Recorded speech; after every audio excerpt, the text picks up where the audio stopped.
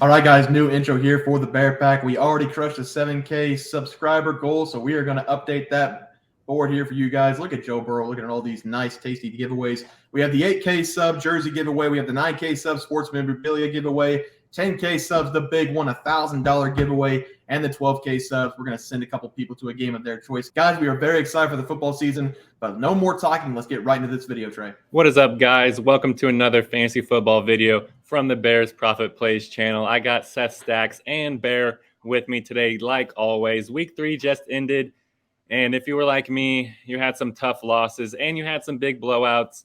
You were either the version of the Miami Dolphins or you were the version of the Denver Broncos, and let's hope that you were more of the Miami Dolphins this week. Guys, how was your fantasy football weekend, Bear? I know that you were pretty excited to talk about a trade that you had this weekend, possibly. Yeah, I made a trade, and it did win me a game. I'm gonna say the trade, and I'm gonna have you guys grade it. I think it's very fair. I gave away James Cook, Amari Cooper, and Travis Kelce, or Travis Swift, whichever we want to call him now, and I got back Kenneth Walker and Jamar Chase. Ooh, I think I won the trade, but I think it's also pretty close. Who's your other tight end? That's my biggest question. I picked up Ferguson for the Cowboys. Yeah, that's all right. No, Cowboys never Bear. Could also go look at Luke Musgrave for the Packers. He's been being a beast too. I think I won the trade. I do. Is there any tight end premium, or is it all basically one PPR? It's all PPR. Then I think that trade comes down to Joe Burrow's health. If Joe Burrow is going to be healthy, I think you're going to win that trade. But if Joe Burrow sits out for any extended period of time, I would be worried about that trade because Travis Kelce is pretty consistent. Cooper has been pretty consistent with Deshaun Watson. But just on the sheer look of it, I really love that trade for you, Bear. Okay, but also I got Kenneth Walker not to keep him, but to trade him because I know someone who wants him. I want to trade him. It's been offered, but I'm thinking about doing it. Alvin Kamara and Devontae Smith for Kenneth Walker. Absolutely. That's what I thought. I specifically went and got Kenneth Walker because this guy is a diehard K9 fan. I have Alvin Kamara lurking on my bench. I've been waiting for it. I know, but we don't know. If I wait and he's a stud, he's not going to do it. And if I do it and he sucks, then I'm screwed. But you'd also be getting Dev. I mean, Kamara's not going to suck. Kamara will not suck. Look what that Saints backfield has done this first 3 weeks without Kamara. I don't even want Devontae. I might put Devontae Smith on my bench just because he's an Eagle. I don't even want him. Put him in his place. I love it. And guys, definitely drop your comments below. Let us know if you think Bear won or lost that trade. I'll be putting the complete trades in the pinned comments below so that you guys can know and look at them and tell us if we won them or if we suck. And I actually made a trade myself. Now, this isn't a dynasty league. It's not a redraft league. So the rosters carry over year after year after year. So I wanted to sell high on this guy before he cratered. And I love this guy. He went to my favorite college. I traded Tyler Lockett and I got Jahan Dotson, the wide receiver 2, for the Washington Commanders. He has first-round capital. He got drafted in the first round last year or 2 years ago. And he looked pretty good in his rookie year. So I'm thinking about buying a little bit low on him, because he has not looked all too well the first 3 weeks. Bear, Seth, what do you guys think about that trade? Seth, I'll let you go first. Yeah, I don't trust Sam Howell. He just threw 4 interceptions. That's my biggest thing. But it's a dynasty. I get it. It's a dynasty. Sam Howell is probably not going to be their starting quarterback next year. It is very likely they will look for somebody in the draft or bring in a free agent. So I do not mind it if he gets a better quarterback than Sam Howell. But with how Sam Howell looked, and I kind of didn't get the Commanders' play calling yesterday after he had already thrown 4 interceptions. I mean, Brian Robinson Jr. had 70 yards on 10 carries. Like, why are you not giving him the football when he's averaging that 7 yards per carry? Like, what are we doing? Like, why are we continuing to throw the football when Howell clearly can not see the difference between the Commanders jerseys and the Bills jerseys? I don't get it. I don't trust Howell, but for dynasty purposes, I do think Jahan Dotson could be a PPR stud at some point in time if he has the right quarterback. Yeah, I can't believe you traded a K-State guy. I know. That's crazy to me. He's old. I had to sell him before he fell off or got injured because he's getting up there. Yeah, I mean, he doesn't take any hits. He falls down. So he's got, 2, maybe 3 left if he's lucky. DK's been the favorite target this year, though. Yeah, that's true. And then you got Jackson Smith. He's going to be a stud, I think. Yeah, I think it's the right trade. I think Sam Howell's going to be just all right. I don't think he's going to be like a top 5 quarterback in the future, but Dak Prescott, sure, why not? He's good enough, right? But I like the trade, Trey. I think you did a good job there. Well, I kind of feel bad for Sam Howell. I feel like he is a good quarterback, but he is just getting lit up. I think he got sacked, I think it was 8 or 9 times last week. He got lit up by that Bills defense. And in week 1 and week 2, I think he got sacked a combined 11 times. So he's already gotten sacked around 20 times through 3 weeks. That's no bueno. You got to bring the play calling into question on that one. I think I think it's more. But that's your boy. Chiefs man attacking Eric Bieniemy. Shocker. Man, I'm not attacking him. I'm just saying, dude, you had a running back that had 70 yards on 10 carries. Commanders are 2-1. Enough said. Not everyone's Mahomes. All right, guys. Well, we wanted to kind of throw out those trades and see what you guys thought about them. Make sure to comment below and just give us a little bit of insight to what you guys think as well, because we want to see what you guys think. And we're going to get into it, our week 3 winners, our week 3 losers, and our week 3 must-add waiver wires. I'm going to start us off here, and I'm going to be giving out Ezekiel Elliott. I have Ezekiel Elliott as my week 3 winner because he really did a great job against the Jets this past weekend. Elliott, he was on the field for his highest snap count of the season so far in week 3, which was still only 38%, but he's still getting used to the Patriots game plan, getting used to their playbook. He did join them right at the end of training camp, but Zeke, he did do great in the limited opportunities he had. He was only on the field for 38%, like I said, but he still had a whopping 16 carries, turned that into 80 yards. That's an average of 5 yards per carry, and which was significantly better than Stevenson's 59 yards on 19 carries, which is only an average of 3.1 yards per carry. Bill does not care who you are. He's going to put the most productive running back out there. And in week 1, we saw Zeke catch a ton of balls as well. So I think that he could put out Zeke there as a 3-down back, just like he used to in the good old days. I think Zeke put a dent into this running back by committee. I think that we should look for him to be a little bit closer to 40% and kind of creep that up to an even 50-50 as the season progresses. So give me Zeke Elliott as my week 3 winner. And Seth, I'm excited to see what your week 3 winner is going to be because I know that you had a good week of fantasy football. Yeah. So let's just start off by saying we never like to see a player get injured, okay? Knee injury, not good. We don't like to see it. But when there's injuries, somebody becomes a winner, and that winner is Keenan Allen. This is a guy that even when Mike Williams was healthy has already been targeted. What did I see? He had already been targeted 39 times this season and has 32 receptions through 3 games. The dude is on fire. He was targeted 20 times alone last game. 20 times. This dude had 50 fantasy points.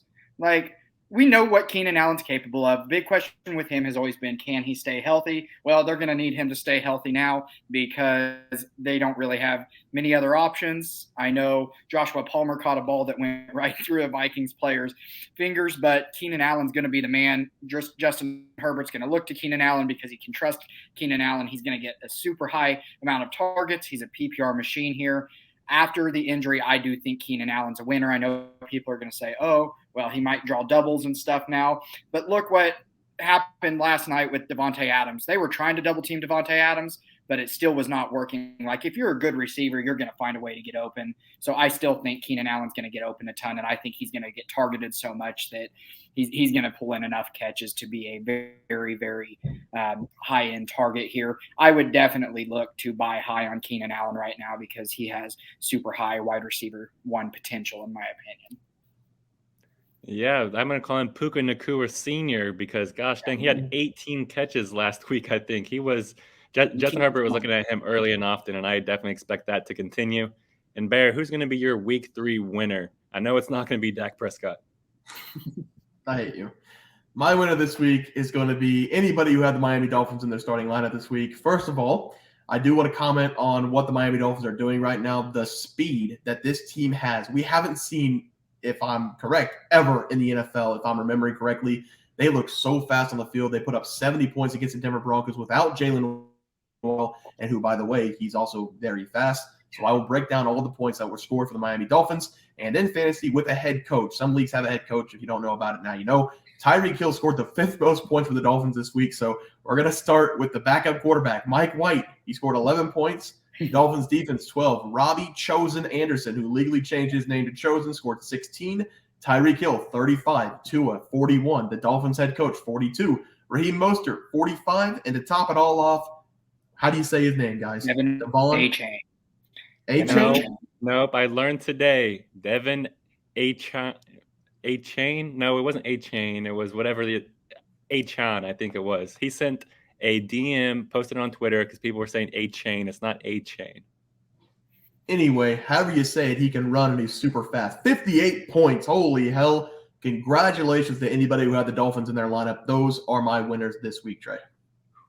Yeah, however you pronounce it, I think that he's going to be immediately into RB2, maybe RB1, because the Dolphins look like they're going to be running the ball down people's throats. They don't care how they get. I had Mostert on my bench, guys. That was a little rough, but that's okay. Yeah, I saw that he was only projected 10 or so in my league, and I threw him in there because I was like, going up against this Broncos rush defense, he's a sure bet. I did not think that A-Chain was going to get as many touches as he did, but it doesn't matter because Mostert still showed out in that game. And guys, we've been giving everyone praise, saying these guys are winners. Time to parlay that right into these losers. And maybe losers a little bit harsh because this guy's not really a loser because he's still a dang good running back. But I'm going to give it out to Derrick Henry. I was tossing and turning between Ryan Tannehill, Derrick Henry, DeAndre Hopkins. But I just went with Derrick Henry because I think that at the end of the day, he's the one who's most impacted from the Tennessee Titans' failures. It's been really it's been really rough to watch King Henry play football this season. And it's not all completely on him. The Titans' offensive line is in shambles already. So defenses can load the box on them because Tannehill, he looks like a shell of himself. But it all compounds into Derrick Henry not being very much but it all compounds into Derrick Henry not having very much fantasy relevancy because if the Titans get behind early, like they did last week against the Browns, we are not going to see Derrick Henry on the field. Last week, he was only on the field for 38% of the snaps. We're talking about King Henry here. That is no bueno. He needs to be on the field for way more than that. And in those snaps, he only finished with 20 yards on 11 carries, only 1.8 yards per carry. And we are seeing Derrick Henry turn into pretty much a touchdown-dependent running back. And that's not how we drafted him. We drafted Derrick Henry in the first few rounds, and we need him to start giving out those RB1 days. But 6 of their next 9 games are against bad offenses. So there is opportunity for Derrick Henry to eat there as he's going to be on the field, hopefully. But I'm not going to be buying into him as for what we've seen so far. So give me King Henry as my week 3 loser. Seth, who is your loser? Yeah, Jesse talked about the Dolphins and his winner. My loser is the team that gave up 70 points. Guys, honestly, this defense coming into the season on paper does not look bad, but they have been bad. This Broncos team is just bad. They thought a new head coach would solve all their issues. I get Sean Payton's a great coach, but I do not think a head coach alone can solve this team's issues. Zero confidence is what this team has. I don't know if you guys got to see some of the post-game press conferences, but Garrett Bowles let everyone know how he was feeling. He explicitly said multiple times that he is tired of losing, and all he has done in his career is lose with the Broncos. It is not good when one of your main offensive linemen is out there bashing on the team. This Broncos team is just going to continue to get worse, I think. I just don't see a rise for them at all. There is one bright spot on the team, and that'd probably be Cortland Sutton. If he can stay healthy, he could probably do good for a team. But I don't know. I think any Broncos you have probably just needs to go to the trash can at this point in time. Yeah, talking about Cortland Sutton, if you guys watched our fantasy football and game pick live show every Sunday morning at 11 a.m., you caught what Bear called his dream game. Bear, do you want to tell the people about that? I mean, it's pretty simple. When you watch football and you live football and you write football and you basically sleep football then. So I dreamed about the Denver Broncos game. I said Cortland Sutton was going to score a touchdown. The score would be 14-6 when he scored the touchdown. The score was 14-6 when he scored the touchdown. So there it is. Dream game. I don't know what to tell you. I literally said word for word. You can go back, watch the live if you want. I said the score would be 14-6. Cortland Sutton would catch the touchdown. I don't know what you want from me. Legend. That's what we call that. And that's why we say you guys need to be listening to us when we're giving out advice, because sometimes the dreams come true. Bear, who's your week 3 loser? Loser's going to be the Dallas Cowboys. It's going to be Mike McCarthy. It's going to be Brian Schottenheimer. It's going to be the Dallas defense. It's going to be Dak Prescott. It's going to be Brandon Cooks. It's going to be Michael Gallup. Notice that I didn't say CeeDee Lamb or Tony Pollard. I still like those guys. The main loser is myself because I went on the live. I'm sure some people will remember this. We don't get a lot of views on these types of videos, but I'm sure somebody was in our live, and I said that the Dallas Cowboys were going to win this game by 35 points. Clearly, the Dallas Cowboys did not win the game, so they could not win by 35 points. And I also said that they were better than the 2001 Baltimore Ravens defense. Clearly, again, I was wrong, and I'm open and honest about it. This loss hurt me. As a veteran Dallas Cowboy fan, I usually don't let myself believe in this team. The only thing that comes from me believing in the Dallas Cowboys, even though I love them more than anything in the world, the only thing that comes from me believing in my team is just complete pain. Accepting your fate in week 1 of the NFL season is the perfect way to do it because you can't get hurt anymore. If you accept your fate in week 1, you can't get hurt. I had that in the first 2 weeks, and then week 3, I took my heart out of the cage, right? I put it on my arm, and I wore it on my sleeve. And the Dallas Cowboys, against the second worst team in the NFL, they knew that I did that. So my heart will go back in the cage. It won't come out until the end of the season. They cannot hurt me anymore. I say this every year, and I believe it. I believe what I'm saying. But because of the emotion and the passion that I have for the Dallas Cowboys, it always gets put to the side. I need to get a little note and put it in the mirror. So every day I see it, the Dallas Cowboys will never win a Super Bowl until Fat Matt McCarthy and Jerry Jones are both gone from the organization. I'll never win a Super Bowl until Dak Prescott's off the team. I'll never win a Super Bowl when people expect the Dallas Cowboys to win the Super Bowl. I am in complete shambles. It's only week 3. I don't want to watch them in week 4. They need to win 9 straight games for me to get my heart back out of my sleeves. The Dallas Cowboys are the losers. I'm the biggest loser for talking about them, for pumping them up. Dallas Cowboys is my loser, Trey. Yeah, whenever I saw that graphic, I LOL'd. No heart, no brains, no grit. It's tough. I mean, Mike McCarthy, he's a Pittsburgh guy. He only knows about grit, and it was kind of tough to see that guy. He knows about grit. Fucking never mind. It's fine. Let's go. Okay. Yeah, guys, let's move right to the waiver wires. Barry can't take this anymore, and I'm going to be going with Quentin Johnston. Seth, he kind of touched on why he is a must-add with Mike Williams tearing his ACL. And, of course, we don't like to talk about injuries here. But at the end of the day, it's next man up, and Quentin Johnston is the next man up. I'm beyond bummed that Mike Evans tore his ACL because I have a lot of shares of him, and it definitely affected me. So this is a personal pick for me, and I'm putting all my fab on Quentin Johnston in my redraft leagues.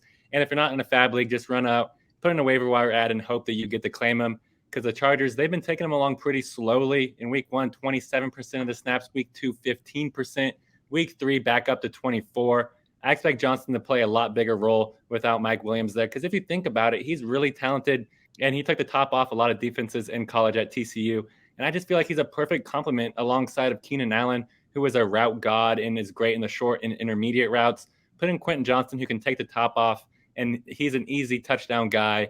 And I just love Quentin Johnston here. I think he's going to be a great flex play in the next couple of weeks as the Chargers start rolling him along. So Quentin Johnston's going to be my week 3 must-add. Seth, what about you? Yeah, and I'm going to go to the wide receiver position as well, and I'm going to go with Tank Dell for the Houston Texans. Guys, this guy is a big play waiting to happen. He has 15 receptions this year, and he's averaging 29 yards per reception. That is ridiculous. He is also C.J. Stroud's favorite target.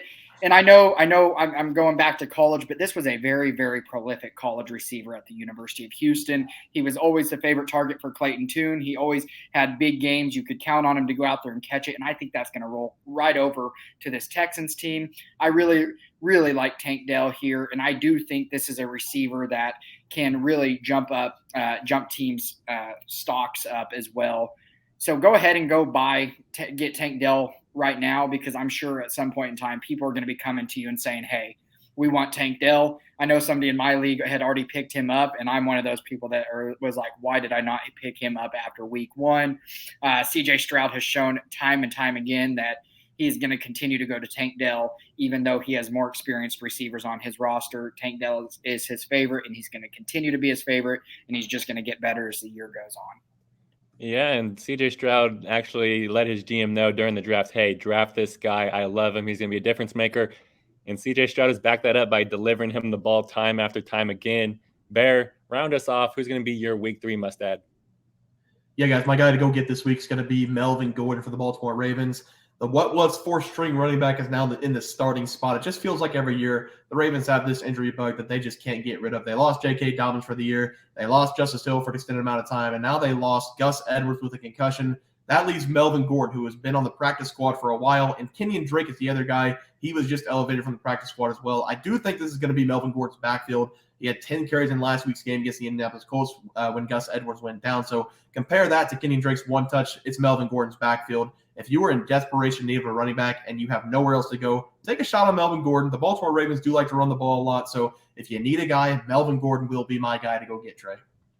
Yeah, and gosh, it's so sad. I don't know what's going on in Baltimore because, like you said, year after year, it's always their running backs too. I don't know. Maybe something needs to change in their training staff or maybe their turf. I don't know if they play on turf or grass. Who knows? But guys, those are our week 3 winners, our losers, and our waiver wire must-adds. And make sure you drop some comments below and who you think won those trades that me and Bear did. Until next week, guys, thank you for watching. And make sure to tune in to our Sunday lives every morning at 11 a.m. Me and Bear will be there giving out our fantasy start sits and our game picks. It's neck and neck. I'm up by Bear by 1. But we'll see what happens next week, guys. Thanks for watching, and we'll see you guys next week. Just want to let everyone know that while we do give out free picks, plays, and predictions on our YouTube channel, we also have a website for you to check out. On our website, bearsprofitplays.com, you can subscribe to the website absolutely free with an email and gain access to our written articles about upcoming sporting events. If you're really looking to make some cash, we have an option to become a member of our website. If you become a member, you will gain access to our Locks of the Week, which are written articles that go in depth as to why we are picking that particular outcome. As of now, our member plays have been red hot, hitting over 60% of our plays. If you don't want to become a member, it's no sweat. We are here to try and make you guys some money. That's our main goal. So come on over to bearsprofitplays.com and subscribe for free. Check us out, follow our free picks, and see for yourself that our member plays are a great investment for you. Thanks for watching.